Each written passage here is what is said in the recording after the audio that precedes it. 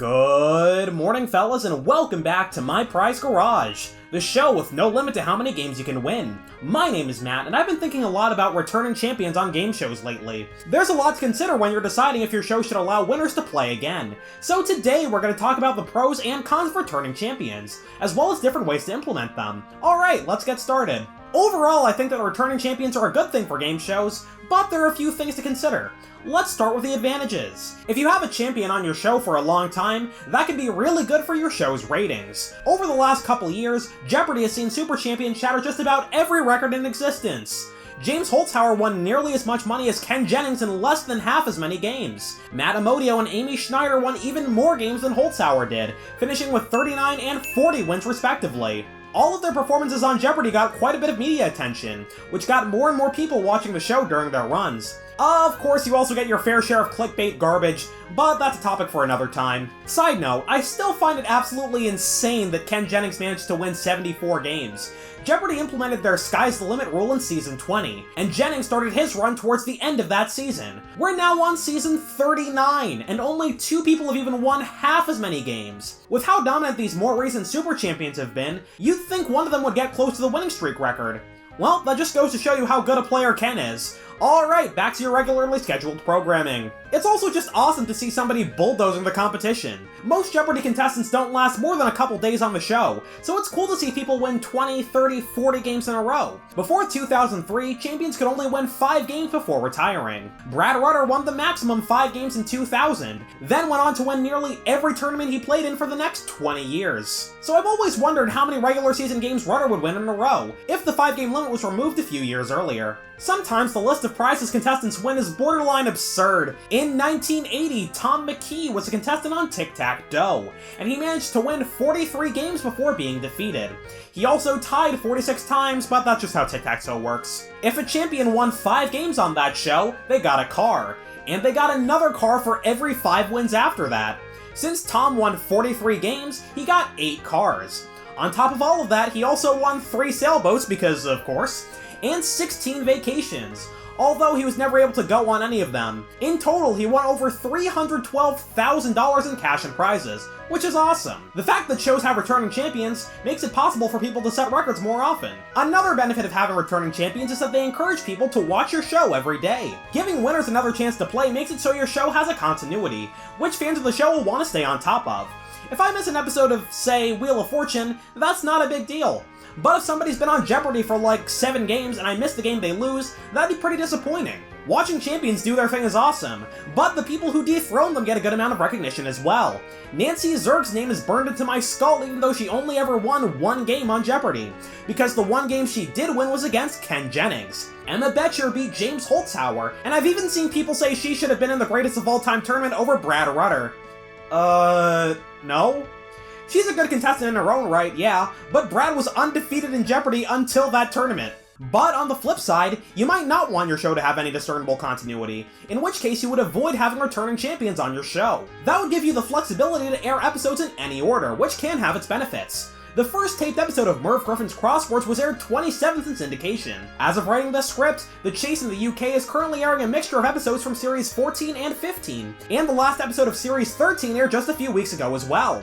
Couldn't tell you why, but hey, it's nice to have the option, I guess. That flexibility is good for daily shows, but it's especially nice to have that option for primetime. If you don't have returning champions, you can decide which episode to air first after you've filmed a bunch of them already. With primetime game shows, you want to put your best foot forward, and show one of your better episodes first if you can, because that'll get more people to tune in again next week. When The Chase came to ABC in the US, the first season had 9 episodes. The series premiere was actually the last episode they filmed that season. The first episode they made wasn't aired until a month and a half later. Of course, whether your show should have returning champions also depends heavily on the format. Weakest Link would be like the worst possible show to add returning champions to. Since the show's whole shtick is voting contestants off, being the champion would immediately put a target on your back for your second game, and you'd have virtually no shot at winning again. On paper, you're meant to vote out the worst player, but oftentimes that doesn't happen. By the end of the game, a lot of contestants will be trying to vote out the strongest links, so they have weaker competition in the final round. Heck, on one episode with Jane Lynch, there was a tie for voting in the first round. Trey was the strongest link, so it was his job to break the tie. He found out one of the tied players was a beekeeper, and he hated bees, so he voted her off. So if that's all it takes to get kicked off the show, I seriously doubt they let the champion play more than 2 or 3 rounds. You could maybe not tell the contestants who the champion is, but I think that'd be difficult to pull off logistically. Another possible drawback of returning champions is that an especially strong contestant can absolutely destroy your show's prize budget. Before 2019, the record for most money won on a single game of Jeopardy was $77,000, set by Roger Craig in 2010. Yeah, that's about the same as James Holzhauer's average game. Holzhauer laid waste to the show for 2 months, averaging just over $76,900 per game. Normally, a game show's prize budget is based on the average amount of money contestants have won in the past. The average Jeopardy score before Holzhauer was just under $20,000, so James nearly quadrupling that day in and day out is going to put some strain on the budget. Those costs were mostly offset by the higher ratings his streak brought to the show though, so that's not the biggest deal in the universe for something like Jeopardy. There's one last problem with returning champions I'm going to talk about, and that's the fact that contestants you don't like could be on your screen for a long time. If you're watching People Puzzler and one contestant is getting on your nerves for whatever reason, it's not too big a deal because they won't be on the show tomorrow.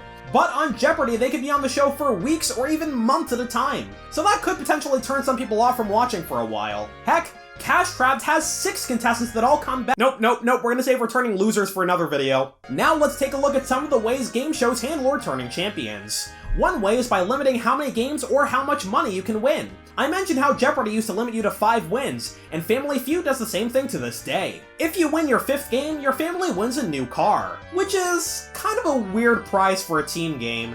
If I'm on the show with my cousins Wallace, Kevin, Melissa, and Blarf from across the country, we can't exactly share that as a family car. Oh well, we'll all have a decent chunk of cash from the show at that point, I guess. But limits on how much money you can earn have more or less gone extinct in recent years. ABC and CBS used to have caps on all their game shows, though.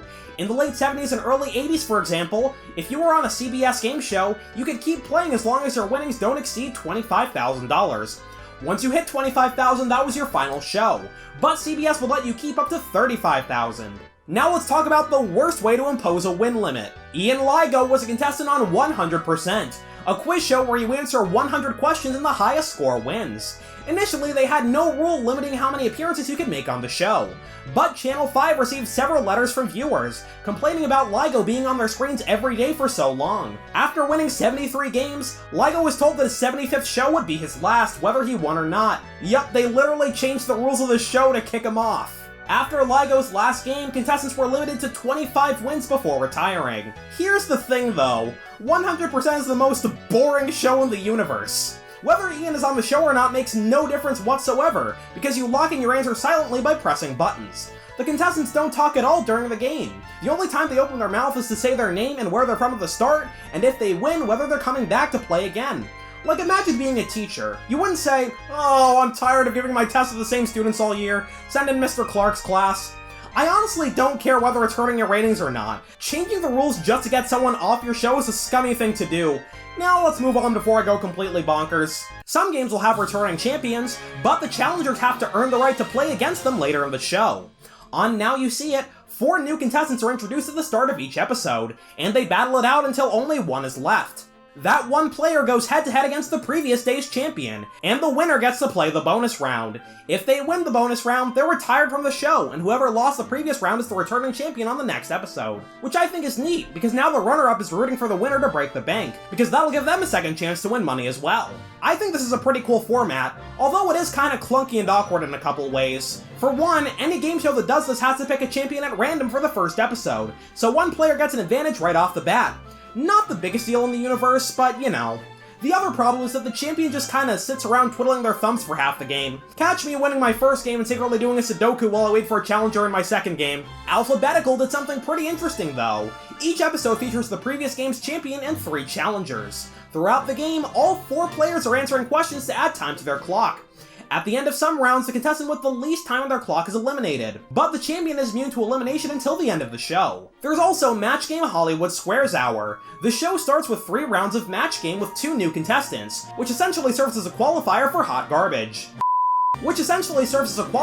Hollywood Squares. The winner of that day's match game moves on to play yesterday's Hollywood Squares champion. This is a pretty cool way to fuse the 2 shows into one, but it makes it so that you only ever play match game once. If you keep winning, you only ever play Hollywood Squares from your second day onwards. Not the worst thing in the universe, but I've always felt kind of iffy about it. Next, let's talk about two shows with similar implementations of returning champions: The $1 Million Chance of a Lifetime and Masterminds. These two shows have returning champions, but they only get to come back if they win the bonus round.